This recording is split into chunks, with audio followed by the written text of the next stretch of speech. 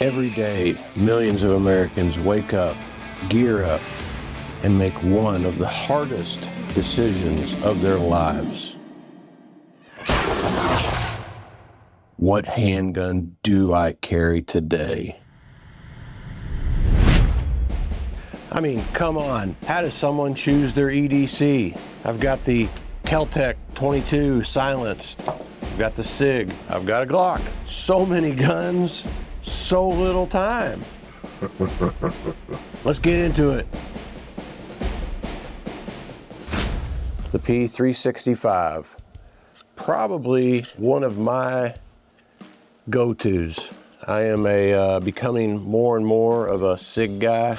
All guns have been checked, by the way. Checked, double checked, everything is unloaded. But the P365 is a 10+1. I've got a mag here. Is a 10+1.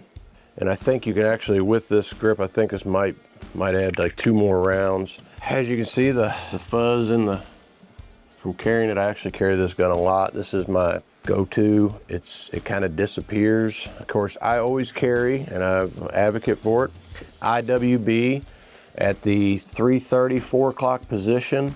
That is, I believe, one of the safest spots if you carry it concealed.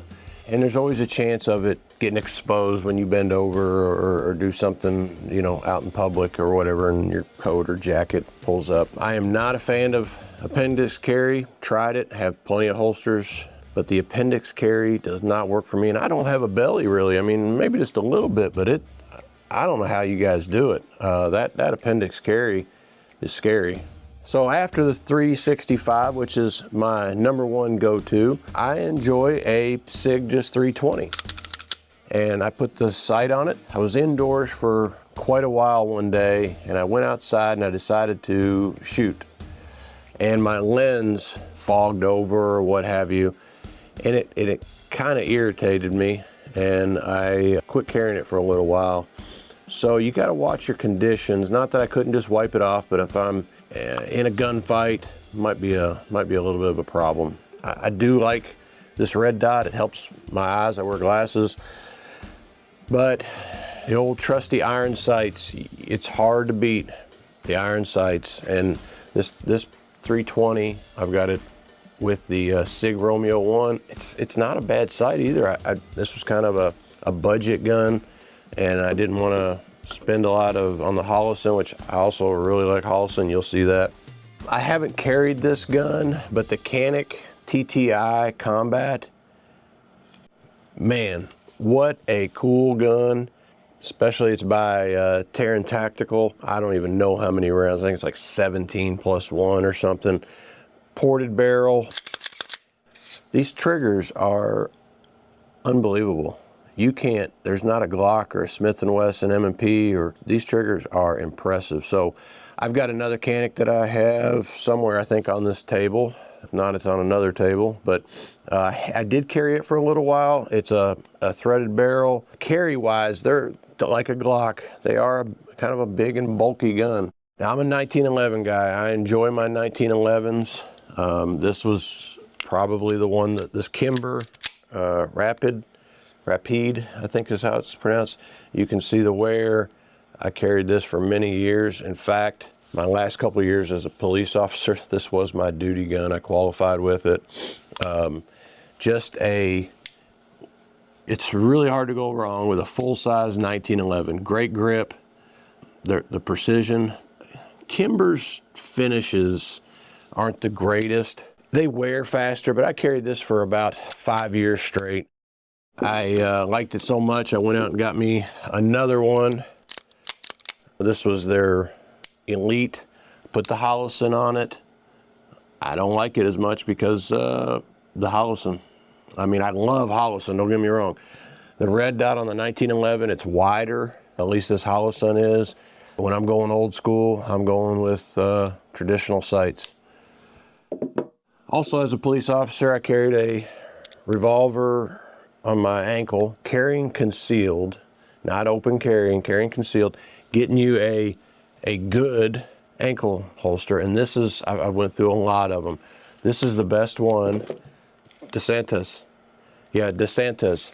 This is the best one that I have had so far. It's got the good foam in it, and I carried this on and off for almost 10 years with this exact gun in it. This little revolver with 38. It was heavy, but I wanted a backup plan. A 22, now this is a little bit extreme. This 22 is hard to beat. It's Ruger 1022. It's got the Packlight 22 barrel on it. It's threaded, and I do run my silencers on it. But just a neat, fun little gun. Gives you the same grip. This is the 2245, what they call this one. And it has the same grip as like you would have on a 1911. So you can shoot this, feel, you know, it doesn't have the safety back here, and thumb safety is different, obviously, but it has the same kind of profile as the 1911. It's just a good practice gun. It's just a fun little gun. It's only 10 round capacity. And then I've got a few of these SIGs. This isn't another 320, but this is this tungsten infused grip module. It's got the ported barrel. Put the Holosun on it. Like I told you, I like my Holosuns. This is a neat gun. This gun, if it wasn't so heavy, I'd carry this gun every day. It's like 17 plus 1. But once you get that mag in there and you get that 17 rounds, and then you got the weight of this thing right here, you better have a good belt, and it needs to be a heavy duty belt, because this gun weighs a ton. It's not my carry gun. It is my go-to bedroom gun, nightstand gun. This is what I'm going to use if I have an intruder.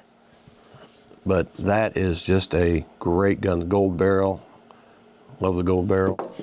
The KelTec, this P17, I've got a few of these. They had a deal on them. You got the silencer with your tax stamp, with the gun, for right at like 600 bucks. I think this is only a 15 round mag in these. Just a neat little gun, a gun to just practice with. A lot of people are carrying this. I had my wife carrying this for a little while. She didn't like, the grip's a little bit long right here, so if you have shorter fingers, you can't really get around it very well. But this P17, just a neat little gun. The only other thing, the blowback with the silencer on it, the blowback, you kind of get a little bit sandblasted from some of the blowback. But if you're not running a silencer, then it's perfect. Of course, the Glock, it is hard to go wrong with a Glock. This is in 40.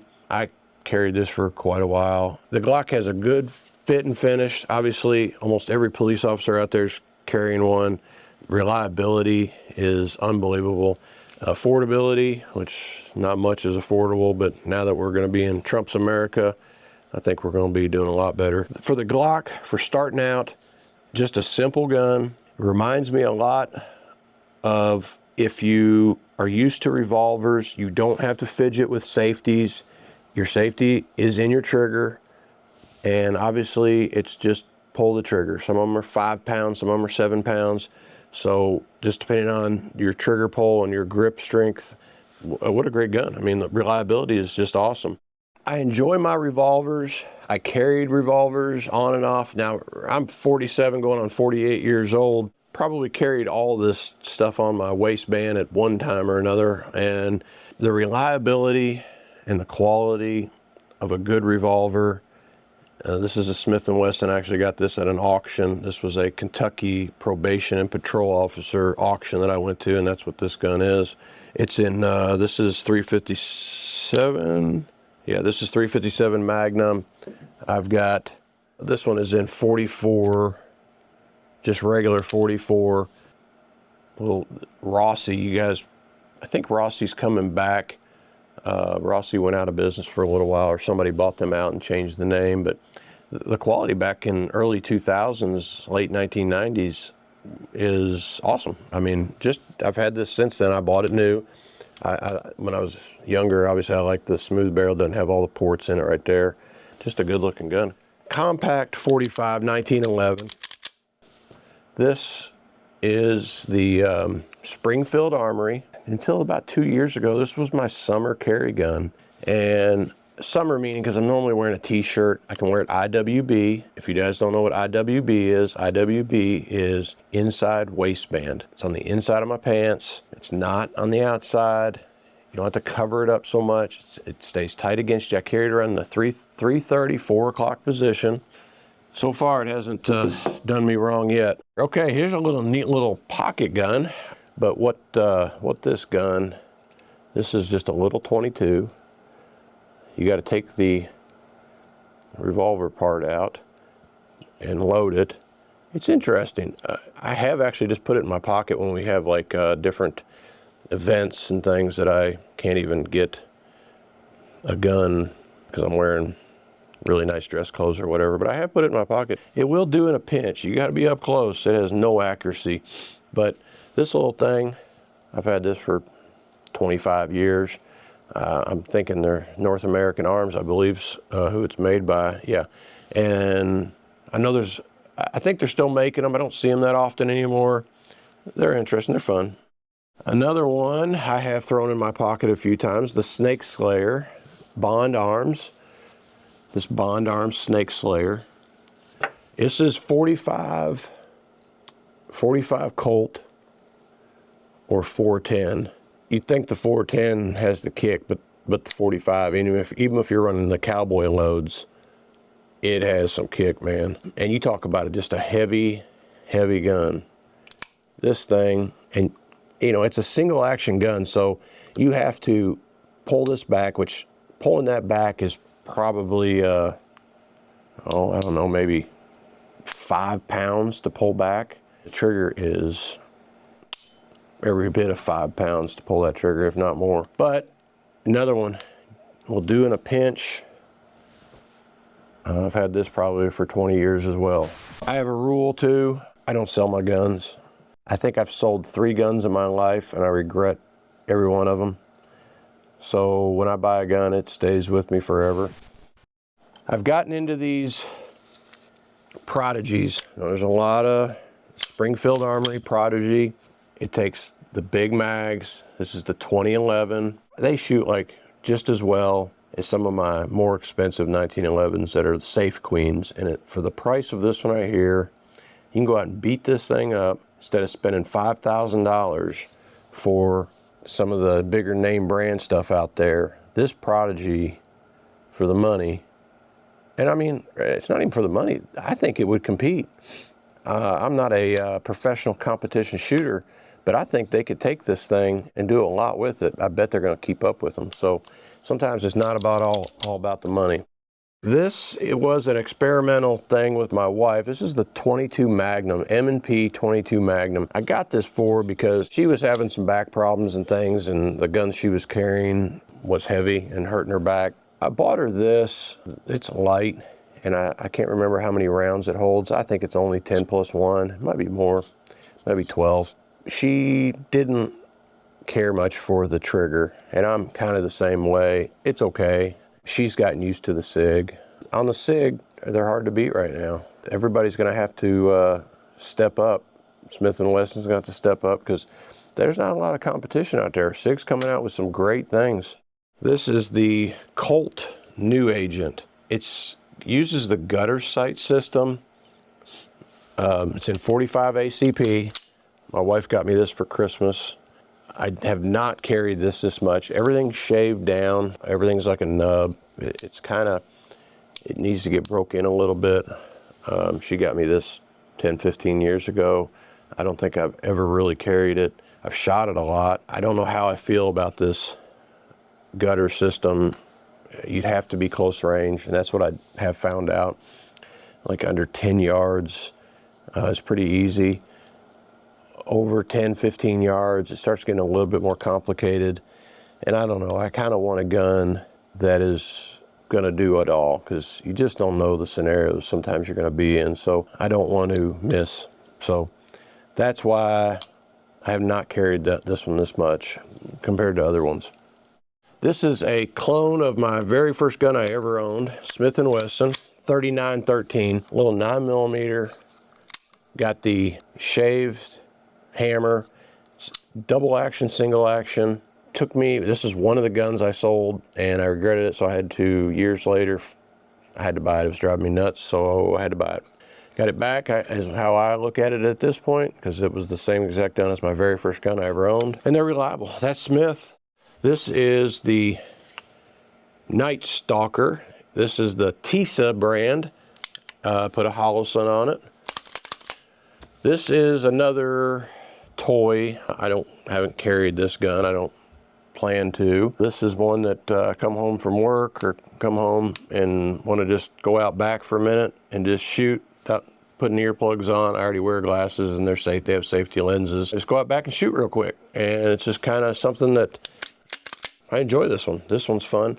The brand of I have a lot of silencers. Rugged, Obsidian. This is in 45 ACP.